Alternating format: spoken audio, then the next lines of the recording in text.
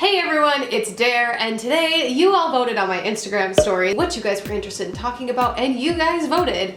Before I get into what you guys decided to select, I just want to say hi, welcome to my channel. If you're new, please subscribe to my channel. I am so close to hitting 1,000 subscribers. Please, please, please subscribe. It's literally free. Also, feel free to hit that bell notification down below. So that way, when I post every Thursday at 5 p.m., you can see my videos and you'll get a notification about it. So please be sure to do that. Anyways, you guys voted on my Instagram that you wanted to know the story about how I lost a pageant because of my job. I want to explain something a little bit first, that these pageants I've competed in multiple and many of them, and they all are scholarship pageants. So it wasn't a beauty pageant or one that's based mainly on your outer beauty instead of your inner beauty. So they were ones to help promote volunteer service, getting good grades in school, being a good photogenic model, like those sort of things. So things that would actually help you in life. I competed in, I would say, 10 different systems. So there's no way for anyone to find out which pageant system this is actually about. Also, I wanna add that I don't mean to slander this pageant or to slander pageants in general. This is just a fun kind of like drama video, and I figured you guys would like it because it's entertaining. This is for entertaining purposes only. In order to make sure that this pageant isn't gonna come and sue me, I will not be listing the name of the pageant. This is just something that happened to me. This is for entertainment purposes. I'm not looking for revenge or anything, but I did think this was kind of funny at the time. Sorry guys, you have to forgive me. My camera just died, so I had to take like an intermission for like an hour and just let my battery charge. But that's what happens when you film multiple videos and don't have time to charge your camera. So, back on track. I really want to get into this story because it's kind of a long one, so stick around to the end to kind of see where it all turns out. And no, that's not a dog that's jingling, it's my stepdad. You're gonna be a dog. Hello. Hi. He's gonna be meandering around, so you'll hear him jingling. Hi.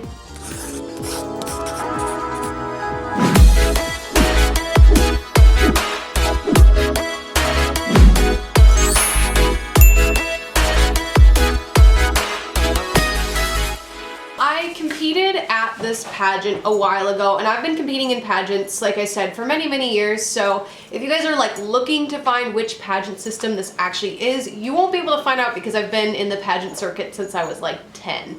But I prepared specifically for this pageant for probably, I would say, around a year's time. Just like going shopping for the outfits and getting sponsorships, which is really important. But I was actually like working a bunch of jobs to collect and save up money for a new dress, an interview suit, outfits to wear around. Practicing also with interview skills and practicing my personal introduction that I would have to give. Just all kinds of different things go into pageants rather than just like showing up. I'm telling you, lots of prep goes into this. So this wasn't just a swing in and swing out kind of thing. It was hard work, determination, and rigor, I don't know, and fun. So truly, I felt really good walking into this pageant. I felt like I practiced everything that needed to be practiced, but not too much. Like I felt ready. I felt so good and just like excited and ready to make some friends and ready to get the pageant going. So I was feeling pretty good.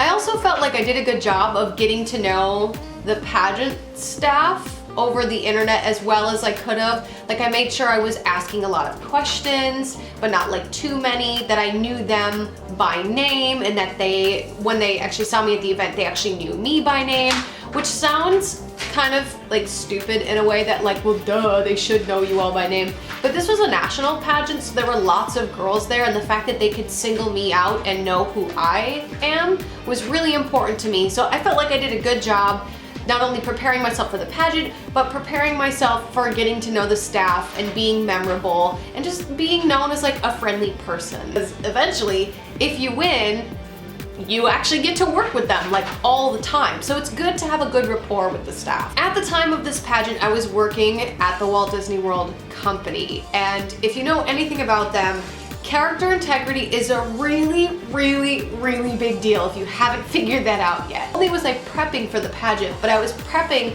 for the interview with the judges of how I'm gonna explain what I do every day without breaking character integrity. And I made sure I knew like what things I could say and what things I couldn't say, and leaving things to the imagination, but kind of saying it enough so that they would understand what I'm talking about. Basically, character integrity is important to the company because they want to keep the magic alive. So going into this interview, I knew how to talk about it and talk about it in a good way that would not affect my job that I go back to, and also make the judges understand and know what exactly I do. Or maybe not like know exactly what I do for a living at the time, but they would understand and get the gist. As the preliminaries were going on throughout the pageant, everything just felt like it couldn't have gone any better. I felt like my introduction was amazing and that they understood and I articulated really well, but I didn't speak really fast. I felt like my gown walk, I couldn't have been more beautiful. I couldn't have loved my dress anymore. Things were just going so well. Then the interview hit and I had practiced so much being prepared for the judges to be confused about what I do. Luckily for me, I would say almost all of them, but like one didn't really quite catch on to what I was saying. I'm sure with that one judge not really understanding, like I said, I think it all panned out pretty well because eventually when I did get my scores back, my interview still was extremely high. But I mean, honest and truly, you never know, maybe he was just testing me.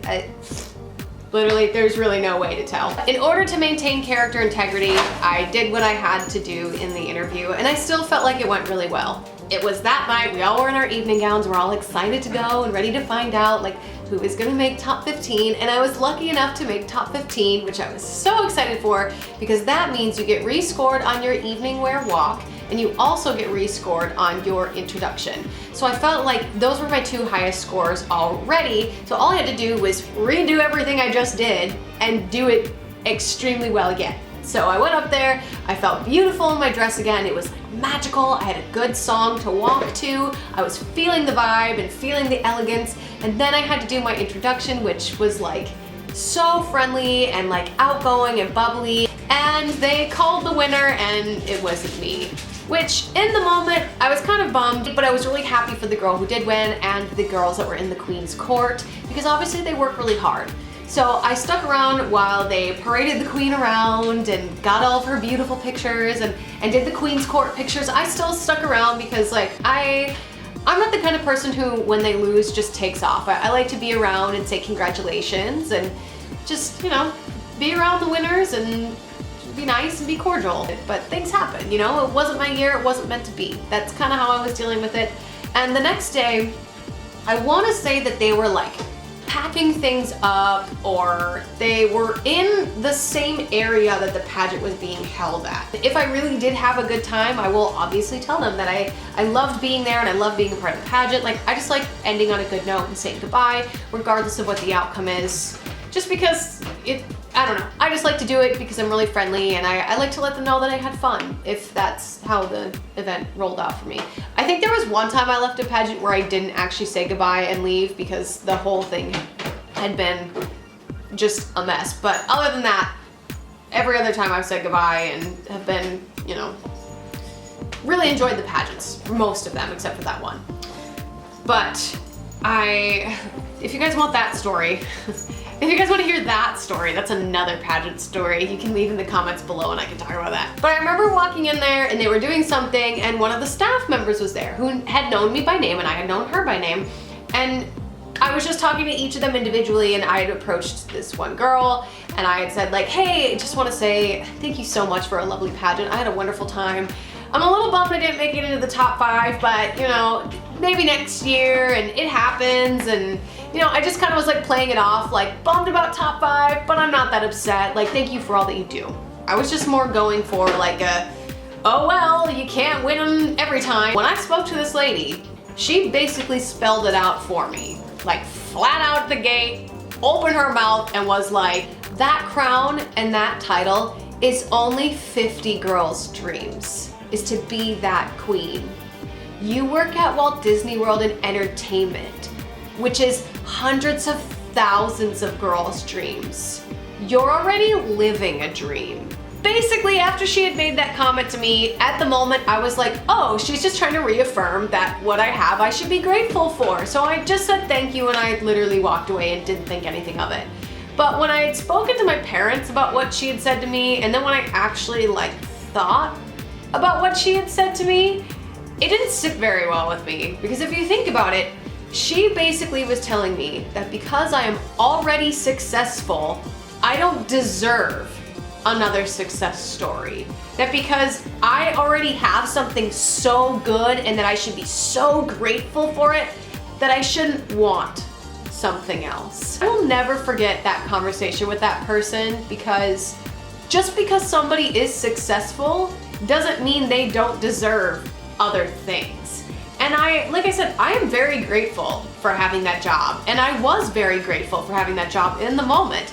But I also felt like I deserve just as much as anybody else that was there to have an equal and open opportunity for that job of being the national title holder as well.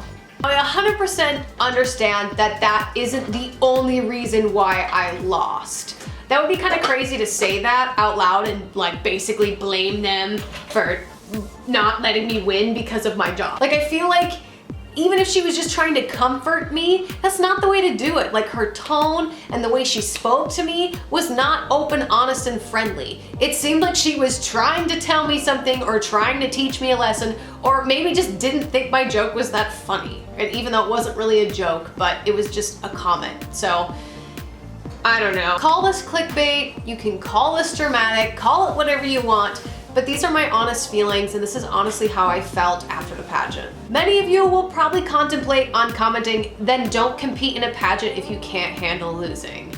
And that's not what I'm trying to get at here. I like to compete in pageants because I like being around other like-minded individuals that work hard and go to the gym every day and have dreams and aspirations that they want to make come true.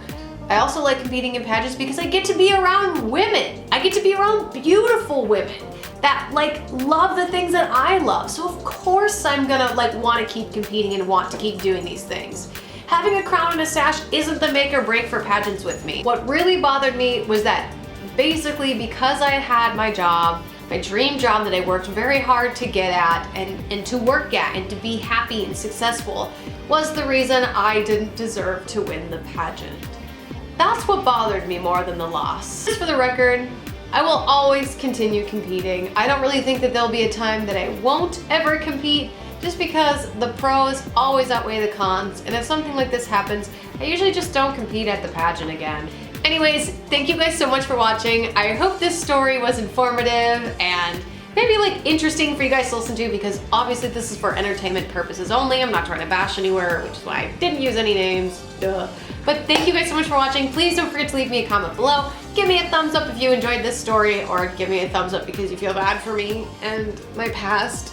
And then also, please don't forget to subscribe. I'm so close to 1,000 subscribers. Please subscribe on your way out. It's literally free. Like, it doesn't cost any money. Thank you all so much. I hope you guys have a magical day, and I hope magical things happen to you. Bye!